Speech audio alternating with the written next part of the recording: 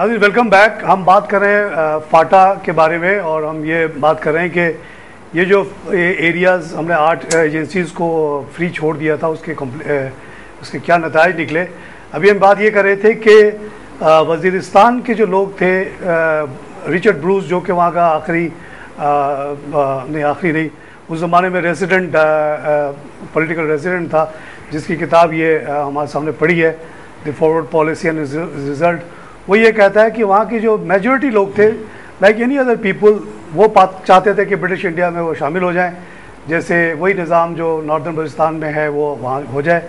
लेकिन उस ज़माने की पंजाब गवर्नमेंट ने उसके प्रपोजल्स पे ध्यान नहीं दिया, इकनॉमिक कंसिडरेशन की वजह से, कॉस्ट कंसिडरेशन की वजह से, और इस वजह से ये जगह छोड़ दी गई।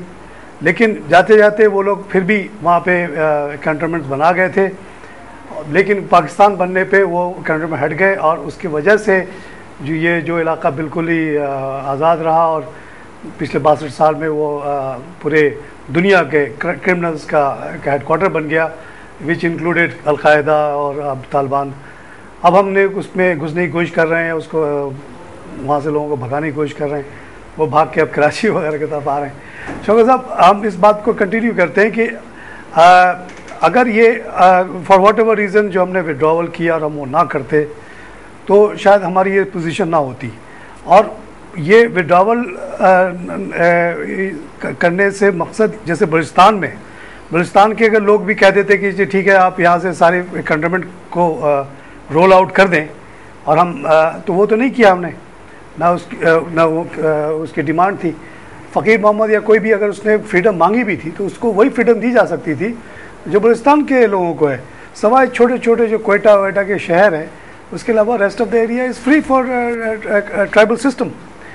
अगर जैसे आप ज़ियारत चले जाएं, एक छोटा सा जगह है वो पूरे इलाके में, is a major source of creating jobs for that area in terms of tourism.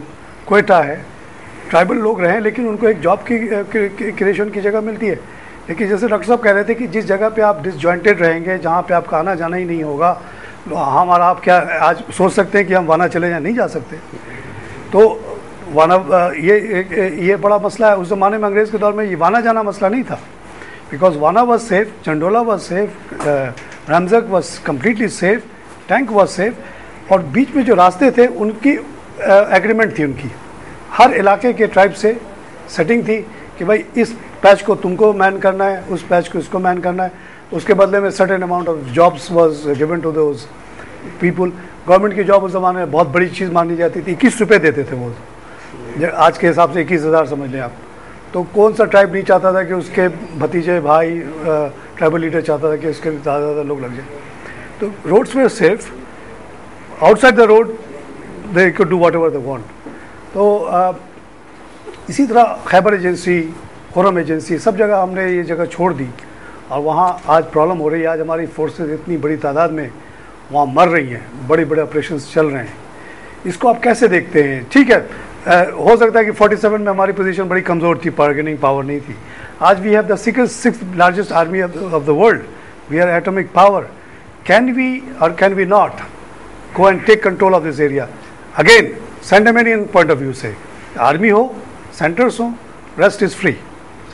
देखिए तारिक साहब, जैसा कि आपने बताया, उस वक्त के हालात और आज के हालात में बड़ा फ़र्क है, बहुत फ़र्क है। अब इंटरनेशनल कंपल्शन भी है टू डू इट। उस वक्त आपके अपने छोटे मोटे प्रॉब्लम्स से या बड़े प्रॉब्लम्स से, उससे इंटरनेशनल इम्पैक्ट क्रिएट नहीं हो रहा था। मगर अब आप उसको वैक्यूम में नहीं छोड़ सकते। You have no choice. You have no choice. You have to absorb it or leave it. Or leave हाँ, it. एक ऑप्शन ये भी हो सकता है ना कि आप कहें कि this is not part of Pakistan, let America come and bombard it और डू एनीथिंग, हमको उससे कोई कंसर्न नहीं है। वहाँ से अगर कोई एक्शन होता है, we are not responsible. America कर सकते हैं ये, तो अभी भी बम्बार्ड कर रहे हैं उसको आप फ्री एरिया, एक अलग मुल्क बना दें। हाँ नहीं, वो अभी तो आप अभी तो ड्रोन से कर रहे हैं ना। Let them come with B-50s and bomb. देखिए, जो बेसिक चीज़ इग्नोर हो रही है, इसको हिस्टोरिकल पर्सपेक्टिव से भी और करंट पर्सपेक्टिव से भी। पहले देखिए, there are 3 different factors, we are merging. जब हम कहते हैं कि ये आइसोलेट कर दें या नहीं, they are very much part of Pakistan. जहाँ तक ब्रूस की बात कर रहे हैं, देखिए ब्रूस का जो एक्सपीरियंस था अपना, इसने वो एक्सपीरियंसेस लिखे हैं, इसलिए ही मेंशन किया है अपना एक एक्सपीरियंस कि बलूचिस्तान से जोब का जो केस डिफरेंट था वो क्यों डिफरेंट था। पहली बात यह कि इसने बलूचिस्तान के रास्ते, जोब के रास्ते जब अफगानिस्तान में एक्सेस चाहिए, वार फाटा पे नहीं हो रही थी, वार हो रही थी अफगानिस्तान पे कि Afghanistan is the province of सब कॉन्टिनेंट और नॉट, उसको प्रोविंस होना चाहिए या नहीं, क्योंकि मुगल एम्पायर में तो वो प्रोविंस था, उसको झगड़ा हो रहा था कि ये पार्ट ऑफ पाकिस्तान है, पार्ट ऑफ सब कॉन्टिनेंट है या नहीं। तो ब्रिटिश आर्मी बार बार वहाँ पे इन्वेस्ट करती थी, और जब उसको इजी एक्सेस नज़र आया कि जोब के रास्ते से वो चले जाए, फोर्ट संडेमेंट के रास्ते, वहाँ से उन्होंने एक्सेस किया, सक्सेसफुल रहे। लेकिन ये ब्रूस ने ही मेंशन किया है कि इनका 1000 का एक स्पेशल ट्रूप जिसमें 1000 सोल्जर्स थे, वो मुकम्मल तौर पे फतह करता हुआ काबुल के करीब पहुँचने वाला था, और उसने रास्ते में हर रुकावट को दूर कर दिया। लेकिन फिर क्या हुआ, फिर पता लगा कि नहीं, वो वहाँ की पठानों की स्ट्रैटेजी थी, और वहाँ से सिर्फ एक आदमी को वापस आने की परमिशन मिली, बाकी 999 को उन्होंने उसी वक्त मार दिया। ये महसूद थे, जो महसूद ट्राइब जो था, उन्होंने साथ गए, हाँ, बाद में वो बिट्रे कर गए, और उसमें से एक आदमी को भी वापस आने की इसलिए परमिशन मिली कि जाके अपना अंजाम बताओ कि तुम्हारे जो फतह करता हुआ आ रहा था उसका क्या अंजाम हुआ। बाद में आखिरकार ये हुआ कि अफगानिस्तान की गवर्नमेंट और ब्रिटिश एम्पायर, इन दोनों, उस वक्त पाकिस्तान नहीं था, इन दोनों के दरमियान ये बाकायदा एग्रीमेंट हुआ था कि ये जो जोब का इलाका है बलूचिस्तान रीजन में जो लग रहा है, ये पाकिस्तान सब कॉन्टिनेंट का हिस्सा होगा, ये सब कॉन्टिनेंट ब्रिटिश एम्पायर को दे दिया जाएगा। ये नहीं कि वहाँ पे लड़ झगड़ के कंट्रोल लिया, ये एग्रीमेंट है, गमडक का एग्रीमेंट है, उसके तहत ये जोब और फोर्ट संडेमेंट जो है, ये उस एग्रीमेंट के तहत, जिसको अफगानिस्तान भी ऑनर करता है कि ये हमने दे दिया।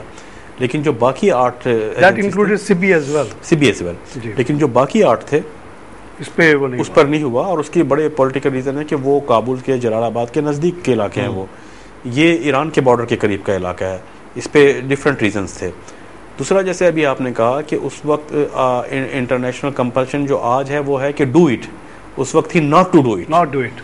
उसकी रीजन क्या, रीजन अफगानिस्तान और पाकिस्तान की लड़ाई नहीं थी 47 के बाद, रशिया और बेसिकली इनको बफर स्टेट चाहिए थी लेफ्टिस्ट के दरमियान और कैपिटलिस्ट के दरमियान।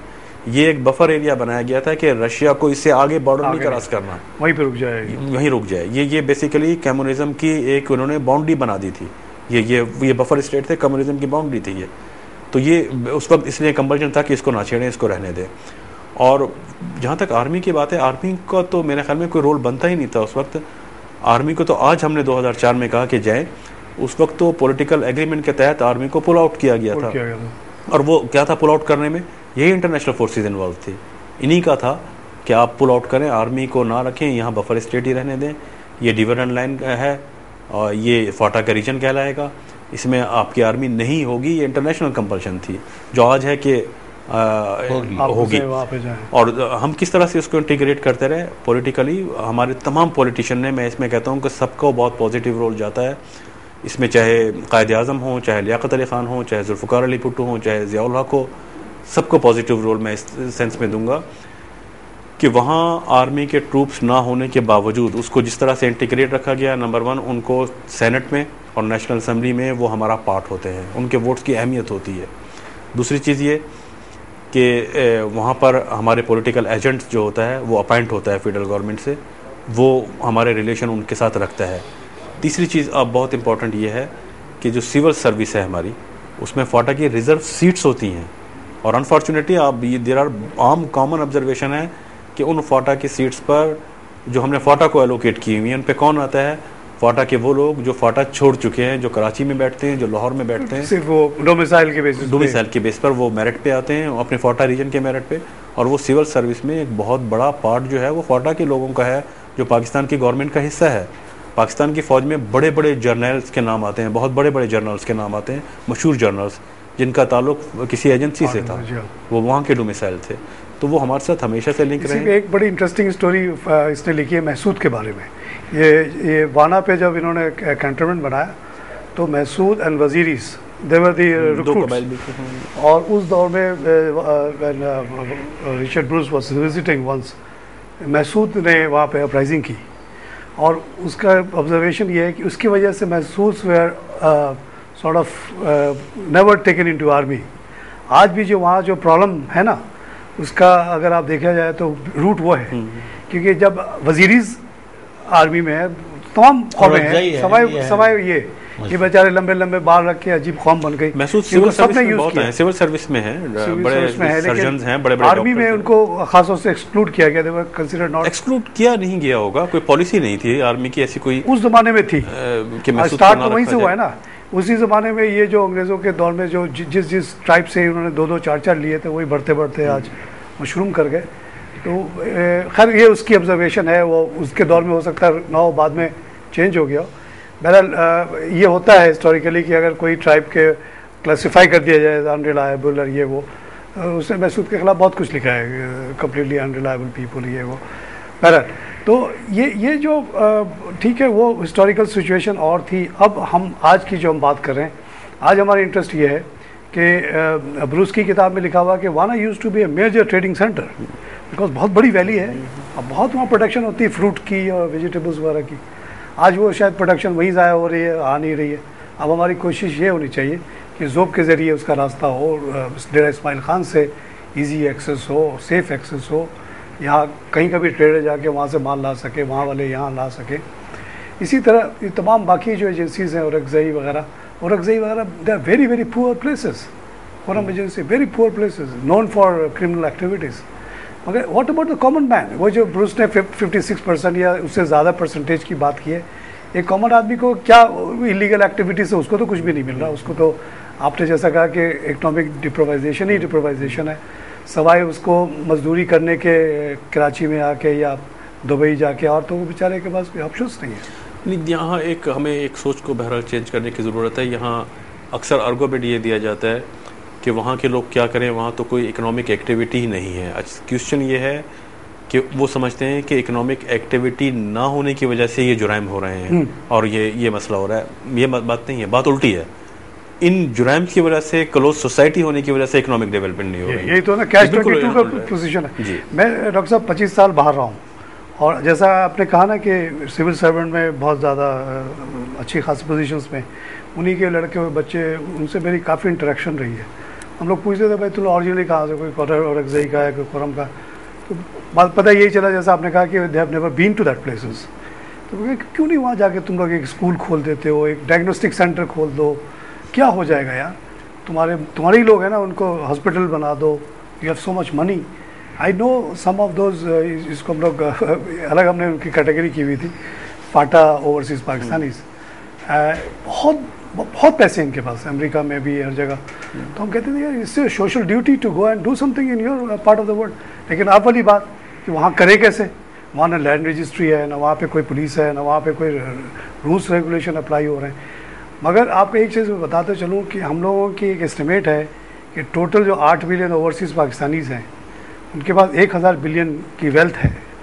आप एक आइडियल सिचुएशन सोचें कि Pakistan has gone back to the situation it was say in 1960 when it was considered the symbol of growth and prosperity, peace।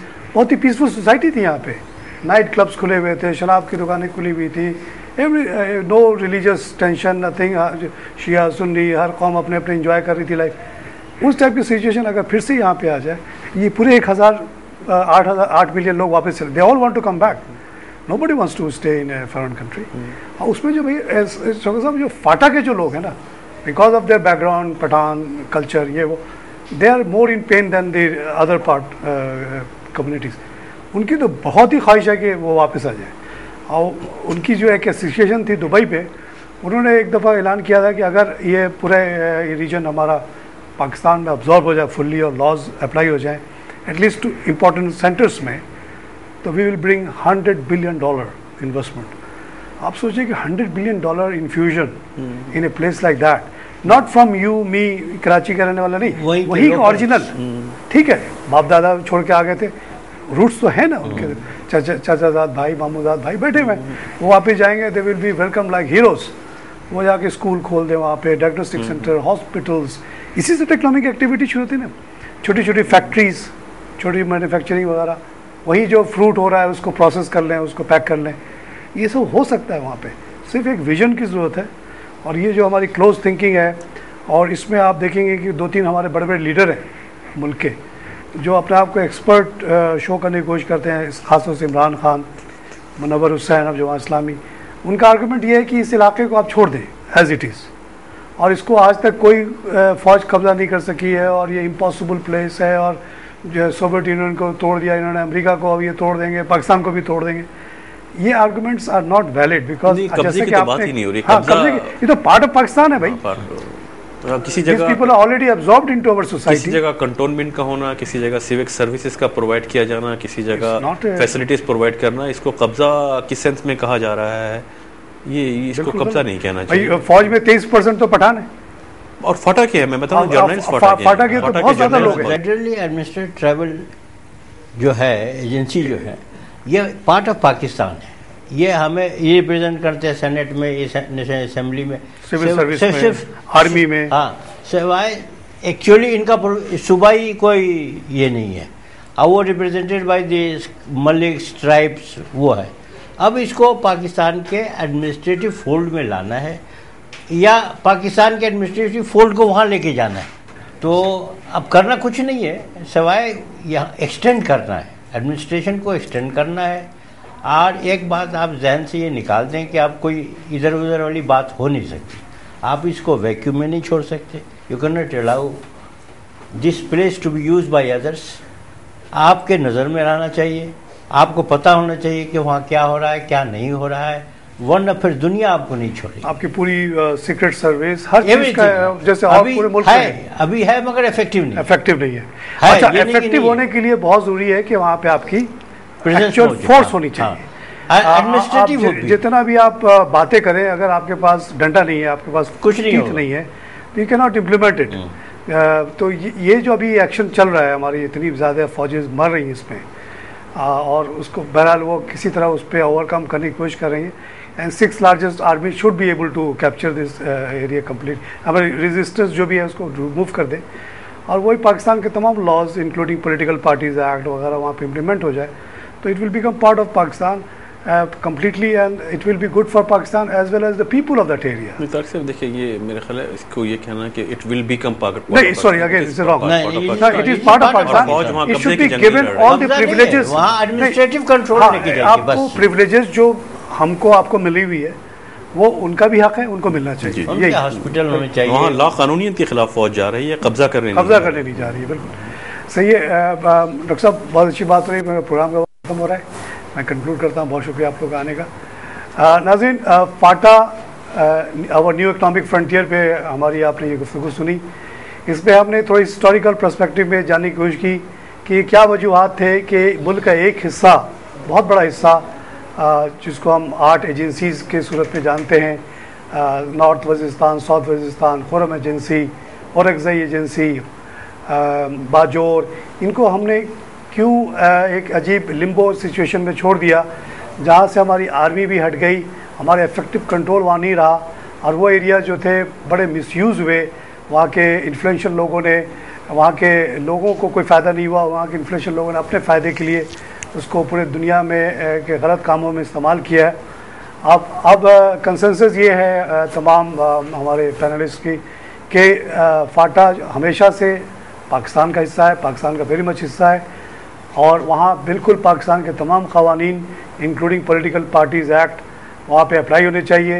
ये जो अंग्रेज़ों के दौर के FC कानून हैं जिसमें कलेक्टिव पनिशमेंट होती है, इस तरह की चीज़ें वहाँ से ख़त्म हो जानी चाहिए। वहाँ भी इलेक्टेड रिप्रेजेंटेटिव वहाँ से आएँ, और एक मार्केट एक्सेस जो है वो तमाम दी जाए। Every trader of Pakistan should be able to go to Wana, Jandola या खुरम एजेंसी के किसी भी इलाके में, वहाँ से चीज़ें लाए, यहाँ चीज़ें वहाँ लेकर जाए, इकनॉमिक इंटीग्रेशन हो। होपफुली इस चीज़ को देखते हुए ओवरसीज़ पाकिस्तानीज़, ख़ासतौर से फाटा एरिया के जो पाकिस्तानी जिनके पास बहुत बड़ी रकम है, जैसे मैंने बताया कि वो कहते हैं कि उनके पास $100 बिलियन मौजूद है, अगर उनके इलाके को हम आप एक नॉर्मल सिचुएशन पे ले आएँ तो वो ला के इन्वेस्ट करेंगे, वहाँ से गुर्बत ख़त्म हो जाएगी। गुर्बत ही सबसे बड़ा मसला है पाकिस्तान का, ख़ास तौर से फाटा का। वहाँ के लोग मजबूर होते हैं बाहर निकलने पे, वहाँ के लोग मजबूर होते हैं, तकलीफ़ उठाते हैं, उनके पास चीज़ें नहीं हैं। इंशाल्लाह ये होगा। और इसी के साथ मैं आज का प्रोग्राम ख़त्म करता हूँ। खुदा हाफिज़।